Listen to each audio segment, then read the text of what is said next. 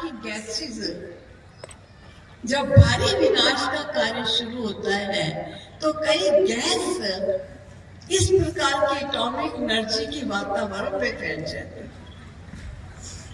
जिससे आपका पानी भी दूषित हो जाएगा, आपका अनाज भी दूषित हो जाएगा, हर चीज आपकी दूषित होगी, न पानी पी सकोगे, न खाना खा सकोगे। सोचो जीवन यापन कैसे करें। बाबा ने हम बच्चों को सबसे प्यारा पिता है, झूठ नहीं बोलता है, लेकिन उसकी बताई हुई बातें कोई सुनकर गंभीरता से विचार करे और उन पर अमल करे तो सदा के लिए जीवन में सुखी हो सकता। तब बाबा ने कहा था, मेरे बच्चों को खाने के लिए नहीं मिलेगा, पीने के लिए नहीं मिलेगा। ऐसे समय में मैं बच्चों को दिव्य साक्षात्कार कराऊंगा, जो अभी 3-4 दिन पूर्व ही बाबा के मनोवाक्य चले कि जैसे प्रारंभ इस यज्ञ का जब हुआ तो बहुतों को साक्षात्कार होते थे।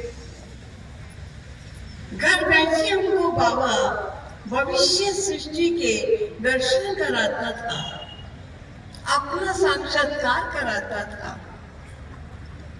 और कई प्रकार के आने वाले दृश्य पहले से ही दिखा देता था। तो बाबा ने कहा, अंत समय बच्चे फिर ये साक्षात्कार का रोड खुलेगा और जो मेरे बच्चे प्रकृति जीत होंगे, जिन्होंने कर्म इंद्रियों पर अपना शासन किया होगा,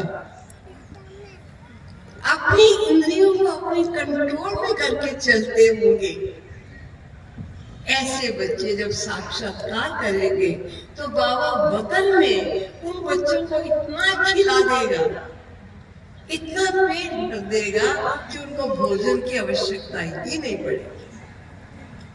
और हमने अपनी आंखों से ये देखा, कई ऐसी आत्माएं थी जो साक्षात्कार में 10 दिन 12 दिन तक साक्षात्कार में रहती थी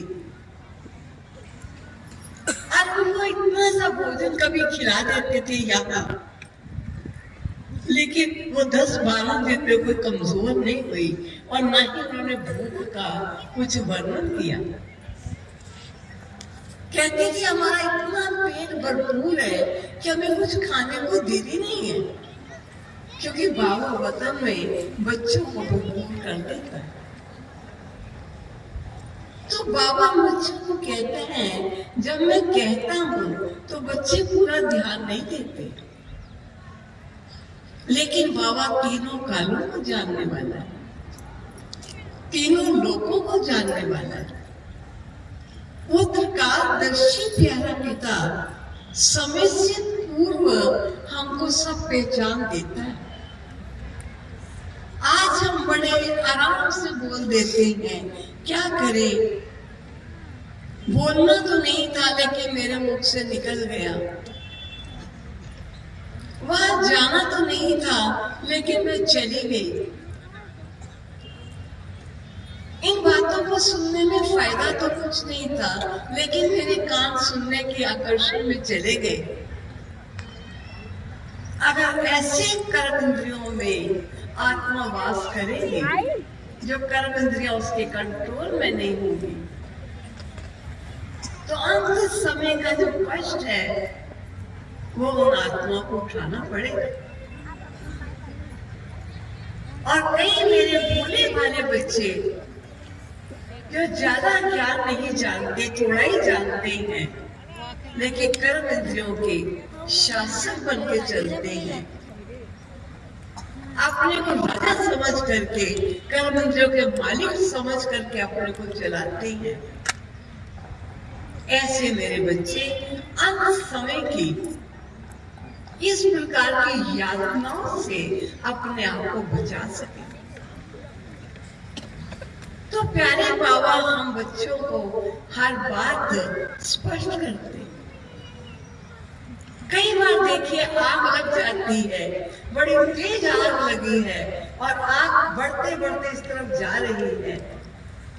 अचानक आग का हवा का झोंका इस कदर आता है कि आग इधर जाती है, आग इधर जानी शुरू हो जाती है, क्योंकि वहां प्रकृति जीत बच्चा रहता है।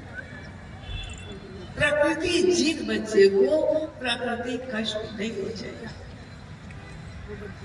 कई ऐसा समझ करके अलबेले हो जाते हैं, अरे तूफान आएगा तो सबको लेके जाएगा, खाली हमको ही थोड़ी लेके जाएगा। भूचाल आएगा तो सबको अपना असर दिखाएगा, केवल हम पर थोड़ी दिखाएगा। लेकिन बाबा बच्चों को कहता है, मैं ऐसे भयानक समय से पूर्व अपने बच्चों को दिव्य बनाने की है। आप देखो आज दुनिया में किसी को नहीं मालूम है कि परमात्मा तो एक है। बाबा ने वाणी में कहा था, जब कहते हैं भगवान एक है, तो एक भगवान की प्रतिमाएं, एक भगवान की मूर्तियां सब जगह होनी चाहिए, और वो ज्योति स्वरूप है शिव कल्याणकारी। लेकिन ये जो देवी देवताओं की ढेर प्रतिमाएं हैं,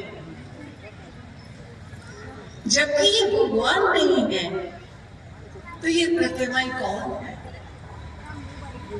तो बाबा ने सुंदर स्पष्ट किया था कि वास्तव में देखा जाए तो मैं जब सृष्टि में आता हूं तो मैं सृष्टि पतित बन जाती है, उसको पावन करता हूं। तमोगुणी सृष्टि को सतोगुणी बनाता। जब नर नारी अपनी दिव्यता और वास्तविकता को खो देते हैं, मैं मनुष्य से देवता बनता। और ऐसे समय पर जो मेरे बच्चे मेरी आज्ञाओं को मान करके अपने जीवन को श्रेष्ठ बनाते हैं और अपने जीवन के उदाहरण से अनेक आत्माओं को श्रेष्ठ बनने की मेरी विद्या सब तक पहुंचाते हैं, वो स्वयं ही देवता नहीं बनते, लेकिन मानव देव कैसे बने, वो देव बनने की पढ़ाई अन्यों को भी पढ़ाते हैं। तो मेरे कर्तव्यों में जो सहयोगी मेरे बच्चे होते हैं, वो भविष्य नर से श्री नारायण बनते हैं और नारी से श्री लक्ष्मी पद प्राप्त करते हैं। ये देवता कोई और नहीं थे, ये मेरे कर्तव्यों के सहयोगी बच्चे थे, जिन्होंने मेरे कार्यों में सहयोग दिया था, जिसमें बाबा ने बहुत सुंदर, अभी 12 बजे हम रिकॉर्ड बज रहा है, 3 मिनट बाबा को याद करेंगे, फिर मैं आगे सुना।